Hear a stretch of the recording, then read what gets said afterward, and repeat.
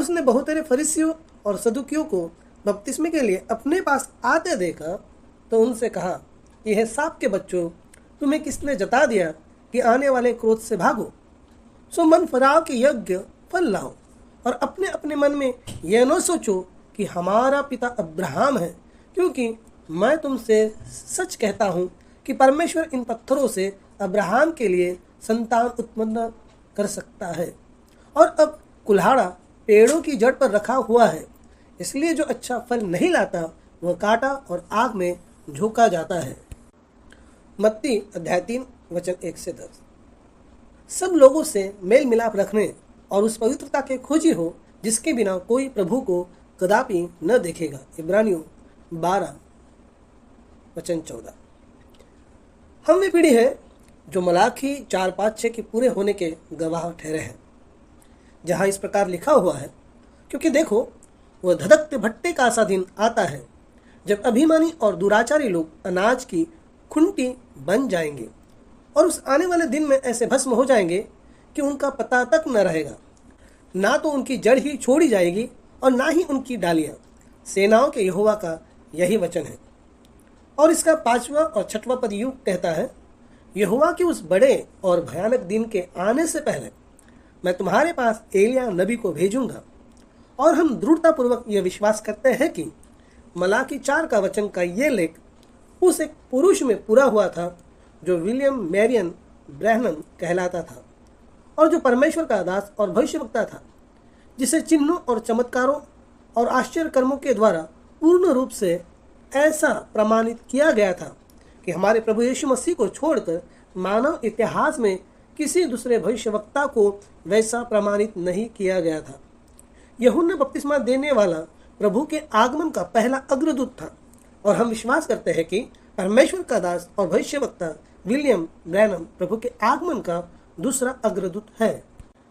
यह संयुक्त राज्य अमेरिका की ओहियो नदी के तट पर स्वर्ग से सुनाई देने वाली एक श्रव्य आवाज के द्वारा स्पष्ट रूप से बतला दिया गया था। एलिया भविष्यवक्ता विलियम ब्रैनम की जो सेवकाई हमारे पास भेजी गई थी, उसकी तस्वीर यूहन्ना बपतिस्मा देने वाले की सेवकाई में स्पष्ट रूप से दिखाई दी थी।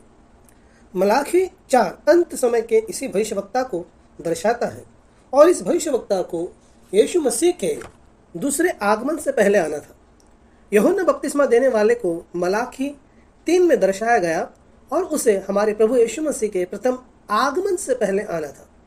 भाई ब्रैनम और यूहन्ना बपतिस्मा देने वाले दोनों के ही संदेश के 2 भाग थे। मैं चाहता हूं कि आप इस बात पर विचार मनन करें और प्रचारक उनके संदेश के वे 2 भाग क्या है। यूहन्ना बपतिस्मा देने वाले और भाई ब्रैनम के संदेश के 2 भाग ये थे। नंबर 1, लोगों को पवित्रता के संदेश का प्रचार करना, और इन भविष्यवक्ताओं में से प्रत्येक के संदेश का दूसरा भाग यह था मसीह का परिचय कराना। यह बड़ी ही शानदार बात है। यूहन्ना बपतिस्मा देने वाले का संदेश, जो कि भाई ब्रैनम के संदेश का ही प्रतिचित्रण करता है, उसके 2 भाग थे या उसकी 2 तह थी। संदेश का पहला भाग तो पवित्रता का संदेश है और संदेश का दूसरा भाग वह है जो मसीह की मुलाकात लोगों से कराता है। मैं विश्वास करता हूं कि उन दोनों ही भविष्यवक्ताओं ने अपने कार्यभार को शब्द दर शब्द पूरा किया था।